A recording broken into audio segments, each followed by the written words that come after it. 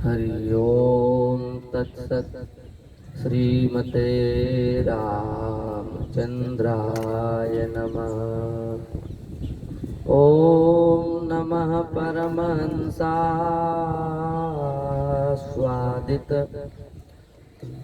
चरणकमलचिन्मकरन्दाय भक्तजनमानसनिवासाय श्रीरामचन्द्राय नमः। वाञ्छाकल्पतरुभ्यश्च कृपा सिन्धुभ्य एव च पतितानां पावनेभ्यो श्रीवैष्णवेभ्यो नमो नमः।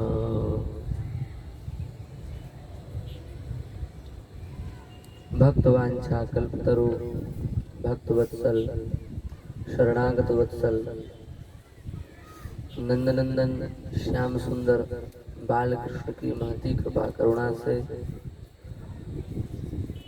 हम सभी लोग मानव जीवन का सर्वोत्कृष्ट फल सत्संग लाभ प्राप्त कर रहे हैं।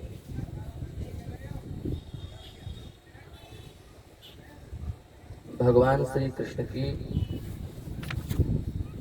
दिव्य जो जन्मोत्सव तिथि थी, उस तिथि को हम सब लोगों ने सानंद मनाया।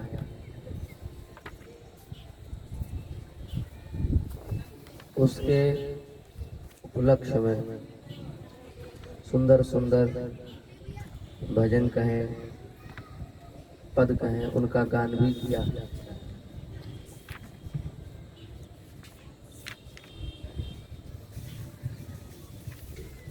भगवान श्री कृष्ण का जन्म अपने भक्तों को सुख देने के लिए ही हुआ है। उनके उत्सव में बधाइयों का गायन बहुत अच्छी बात है, पर वर्तमान विकृत समय में कलिकाल के विकृत स्वरूप के कारण हम लोग ऋषि परंपरा, आचार्य परंपरा, संत परंपरा, भक्त परंपरा से हट करके जो भजनों का गान करते हैं, उन भजनों के गान से उत्सव का जैसा सुख चित्त को मिलना चाहिए, वैसा सुख चित्त को नहीं मिल पाता। हम सबको उत्सव मनाना है। हमारे संतों ने, हमारे भक्तों ने, हमारे पूर्वाचार्यों ने बहुत गहन चिंतन करके भगवान की एक एक लीला का आस्वादन करके जो बड़ी सुंदर लीलाएं देखी, उनको उन्होंने लिपिबद्ध कर दिया। इसलिए हम सबका ये कर्तव्य है कि उन महापुरुषों के द्वारा लिखित पदों का यदि हम लोग गायन करें तो निश्चित ही हमें भी भगवान के लीला के सुख का अपूर्व रस मिलेगा। भगवान की समस्त लीलाओं को हमारे आचार्यों ने अपनी दिव्य वाणी से, दिव्य लेखनी से अलंकृत किया है। अतः हम सबका यह परम उद्देश्य होना चाहिए कि हम आधुनिकता के प्रवाह में न आकर के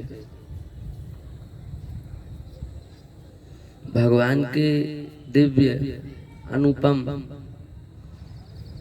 चरित्रों को आचार्यों ने अपनी लेखनी से जैसा सजाया है, अपनी वाणी से जैसे अलंकृत किया है, उसी का हम लोग आश्रय लेकर के उसका गान करें।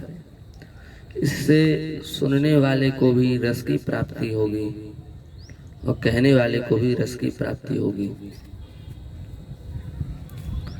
रसिकों की वाणी को जब तक हम नहीं पढ़ेंगे, रसिकों की वाणी का जब तक हम आदर नहीं करेंगे, तब तक हमें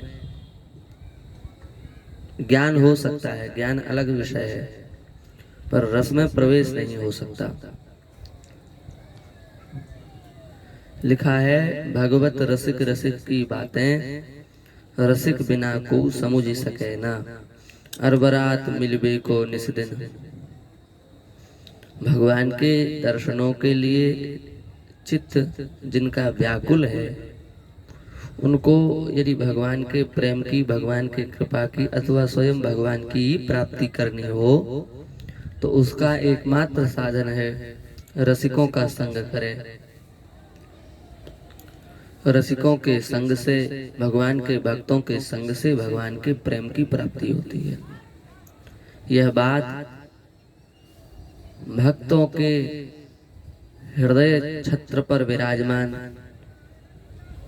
अथवा हृदय प्रदेश में विराजमान भक्तों का प्राण सर्वस्व, ज्ञानियों का प्राण सर्वस्व, वैराग्यों का, वैराग्यवान जो लोग हैं उनका प्राण सर्वस्व जो श्रीमद् भागवत है, उससे यह बात सिद्ध है।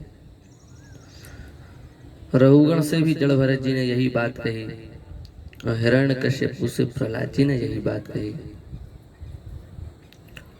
नैषां मतिस्तावदुरुक्रमाङ्घ्रिं स्पृशत्यनर्थापगमो यदर्था महीयसां पादरजोऽभिषेकं निष्किञ्चनानां न वृणीत यावत्। तो इसलिए रसिकों की वाणी का हमें आदर करना चाहिए।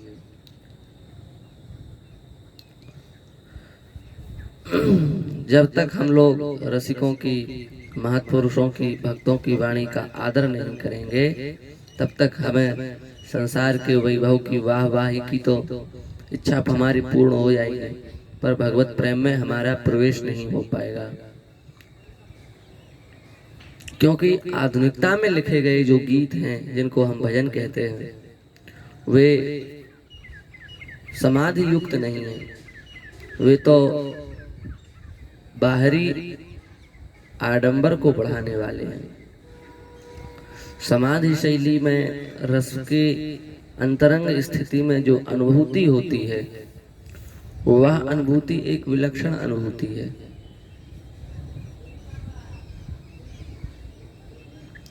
बधाई के पद में कई बार गा देते हैं,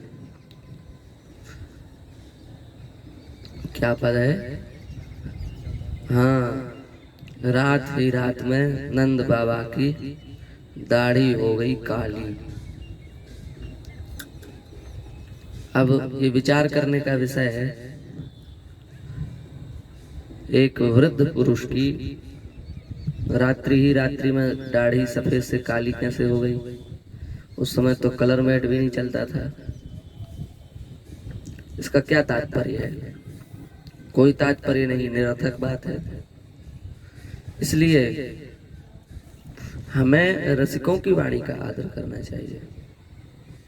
वहां वस्तुतः बात यह है कि श्री नंदराय जी, श्री यशोदा जी पद्मगंधा गाय का दुग्ध पीती थी। एक पद्मगंधा नाम की गाय होती है, उसके विषय में हम स्वतंत्र व्याख्यान अलग से करेंगे। उस पद्मगंधा नाम के गाय के दुग्ध में ऐसी सामर्थ्य होती है कि बहुत आयु व्यतीत हो जाने के बाद भी वृद्धावस्था का आक्रमण नहीं होता, वृद्धावस्था की प्राप्ति नहीं होती। वृद्धावस्था के जो लक्षण हैं, वे लक्षण शरीर में प्रकट नहीं होते। अतएव नंद बाबा, यशोदा जी आयु में अधिक होने के बाद भी वृद्ध के जैसे नहीं दिखते। उनके शरीर पर झुर्रियां नहीं है, उनके बाल सफेद नहीं है। यह पद्मगंधा गाय के दुग्ध की सामर्थ्य है। हमारे आचार्यों के कितने सुंदर सुंदर पद हैं। सूरदास जी महाराज कह रहे हैं, जन्म का बधाई का पद है। नैन भरी देखो नंद कुमार, नैन भरी देखो नंद कुमार। जसुमति कुख चंद्रमा प्रगट्यो, जसुमति कुख चंद्रमा प्रगट्यो। या व्रज को उजियार, या व्रज को उजियार। नैन भरी देखो नंद कुमार, नैन भरी देखो नंद कुमार। बन जिन जाऊ आजु को गो सुत, जन जिन जाऊ आजु को गो सुत। अरु गाय गुआर,